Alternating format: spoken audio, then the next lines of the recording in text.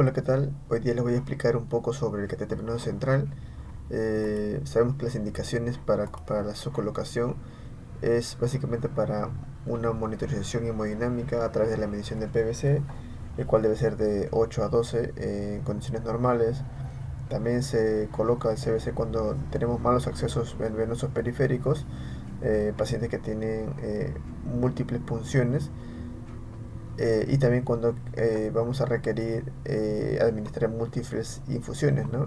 Sobre todo en pacientes críticos, donde usamos desde sedación, vasoactivos y otros medicamentos. También cuando vamos a administrar sustancias vasoactivas, como lo mencioné, o sustancias tóxicas irritantes, ¿no? Dentro de ellas tenemos a las drogas vasoactivas. Dentro, los más conocidos están la noradrenalina, adrenalina, dopamina, dobutamina, etcétera. Antibióticos irritantes como la vancomicina, por ejemplo, y también para administrar nutrición parenteral total, ¿no? Las conocidas como la NPT, que debido a su alta osmolalidad pueden generar o pueden volverse un tanto irritantes si la administramos por catéter venoso periférico.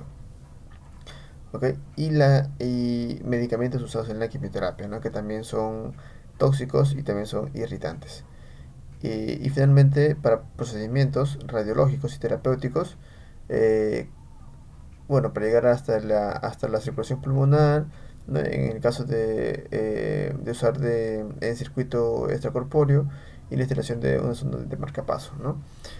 Bien, el abordaje de la catéter venosa central, por lo general, o lo más comunes siempre son la vena subclavia, la vena yugular interna, la vena femoral, y cuando se colocan los catéter centrales de inserción periférica, tenemos aquí a la vena basílica y la cefálica, ¿no? Dentro de las consideraciones anatómicas es importante recordar que el catéter central tiene una longitud de más o menos 21 centímetros, ¿no? Es un aproximado. Entonces, la fijación la longitud a introducir va a depender de la zona de inserción. Por ejemplo, tenemos la vena yugular interna derecha, que va a estar acá, específicamente en este lado, en donde por lo general va a quedar fijado en 16 centímetros. Si es una vena subclavia derecha, ¿no? Va a quedar fijado un poquito más adentro, que va a ser 18 centímetros. Y si es una vena yugular interna izquierda, que va a estar en este lado, ¿no? Va a ir fijado, o se va a introducir el catéter hasta 19,1 centímetros. Y si es una vena subclavia izquierda, prácticamente va a ser hasta 21,2 centímetros. ¿Ok? Entonces eso es importante para tenerlo en cuenta a la hora de valorar la zona en donde está ubicado el catéter, y ver si es que existe un desplazamiento o no del mismo. Dentro de los tipos o los sitios de elección, la más fácil, la más accesible, es la subclavia, ¿no? Sabemos que está colocado en un gran vaso, va a tolerar flujos altos, bueno, va a ser de fácil curación y de mantenimiento, ¿no? Es una zona bastante accesible, y más confortable para el paciente, eh, y tiene una tasa de infección baja, justamente porque es muy fácil de mantener. En contra tenemos que, bueno, como está cerca al vértice pulmonar, puede generar neumotoras durante su inserción y también hemotórax, ¿no? Porque está cerca a una arteria subclavia, ¿no? Puede generar un hematoma también por ahí, ¿ya? Y ahí, como lo mencioné, hay mucho riesgo de neumotórax, ¿no? Tal vez sea una de las complicaciones más comunes que existe, ¿no? Bien, las complicaciones en estos catéteres tenemos de dos tipos, una que es mecánicas y las otras que son infecciosas. En las mecánicas tenemos las inmediatas, que es el hemotórax, como lo mencioné, el hemotórax también, que va a ser por general durante el proceso de inserción de este catéter. La mala posición de catéter, a veces se va para las arterias mamarias, por ejemplo, eh, y por eso es importante de que antes de usar el catéter veamos una permeabilidad y otra que sea, o que se tome una radiografía de control. En las tardías tenemos la trombosis y la obstrucción. La trombosis porque a veces no estamos permeabilizando bien los catéteres y porque no usamos heparina en este tipo de catéteres, ¿no? Entonces, lo que hacemos es mantener un flujo constante, ¿no? De 2 centímetros por lo menos por hora para que no se ocurra esta trombosis. Y otra, ¿no? Si tenemos o si retorno venoso en el trayecto, debemos flushear o limpiar esa zona para evitar que se trombose. Ok, la obstrucción a veces se genera también por los mismos coágulos o también por la inadecuada administración de medicamentos, sobre todo cuando entran en contacto o interactúan dos medicamentos que no deberían interactuar y que su interacción genera justamente una eh, cristalización de los mismos, ¿no? Cual, por ejemplo, la vancomicina, no siempre debe pasar solo, la finetoína también, que no debe pasar con otro medicamento, ¿no? Ni se debe mezclar en la zona en Y del catéter. Luego tenemos a las complicaciones infecciosas, básicamente que una va a ser en la hora de inserción de catéter. Esta, por ejemplo, va a tener por ejemplo, la bacteriemia asociada al catéter, ¿no? Que se produce por la mala limpieza o la mala asepsia a la hora de insertar este catéter. La sepsis asociada al catéter, bueno, eso también son cuidados de enfermería, también tiene cierta participación también en esto, ¿no? Porque somos los enfermeros que nos encargamos del cuidado del catéter, ¿no?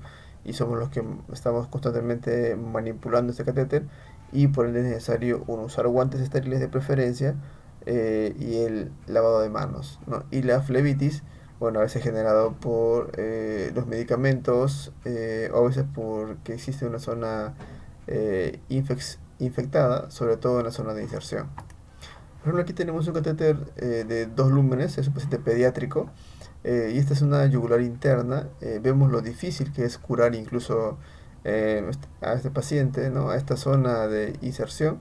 Aquí podemos ver que tiene un apósito de Tegader con clorexidina, ¿no? El cual ayuda a mantener por lo menos unos 7 días este catéter, ¿no? Pero viendo las condiciones, como está ahorita el paciente, como está, se, se está despegando prácticamente este apósito, lo más recomendable sería cambiarlo, ¿no?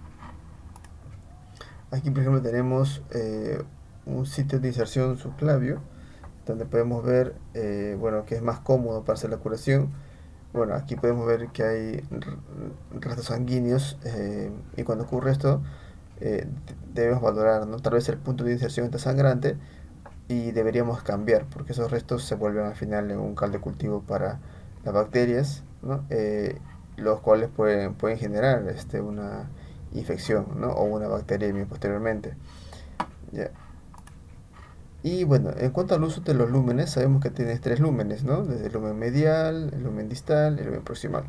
Los catéteres de 3 lúmenes por lo general se usan en la UCI, ¿no? Aparte también tenemos catéter de alto flujo que son usados en diálisis, ¿ya? Y lo que se va a administrar por cada lumen va a depender del protocolo que tenga cada institución. Por ejemplo, en el lumen distal, que es el lumen que va a llegar específicamente a la vena cava inferior, es el lumen distal porque está más lejos, ¿no? O es el que más cerca llega. Por ejemplo, si acá tenemos nosotros el catéter, ¿no? Eh, el lumen distal va a ser este de aquí, ¿no? La salida prácticamente de la solución, ¿no? Este de acá. Aquí va a estar el lumen distal. Luego tenemos el lumen medial que va a estar por acá por el centro y tenemos el lumen proximal que va a estar mucho más cerca, ¿no? Ok, entonces quien llega primero cuando se administra alguna solución, quien llega primero a hacer la circulación va a ser el lumen proximal, ¿cierto? El proximal pues este de acá, este de aquí. ¿ok? Segundo va a ser el lumen medial y tercero el lumen distal. Entonces, el lumen distal es el que está más cerca del corazón, ¿no?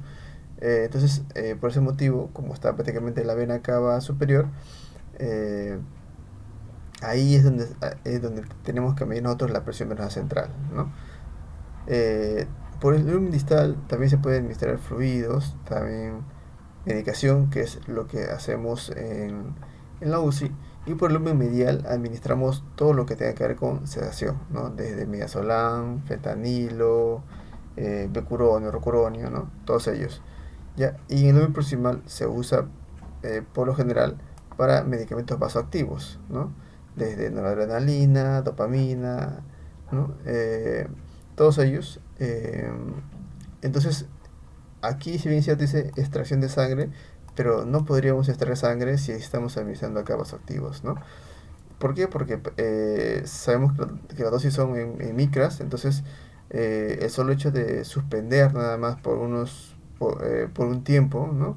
Por unos segundos, va a tener va a impedir que el efecto del medicamento no cumpla su función. Entonces el paciente puede chocarse justamente porque estamos suspendiendo de manera brusca la administración de medicamentos vasoactivos, ¿no? Que mantienen la presión arterial, el gasto cardíaco, etcétera.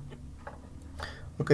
Entonces lo que yo hago cuando voy a extraer sangre a través del CBC es a través del lumen distal, ¿no? Que es el que está más cerca y es donde estoy pasando soluciones, medicamentos, el cual puedo suspender sin ningún problema, ¿no?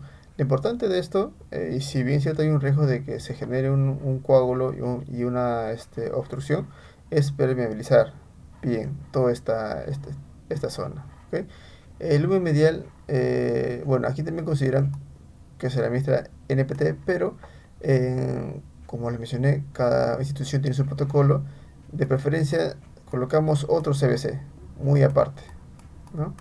En otra zona, y es por esa zona donde se administra las nutriciones parenterales. ¿Ok? Bien, eso sería todo. Gracias.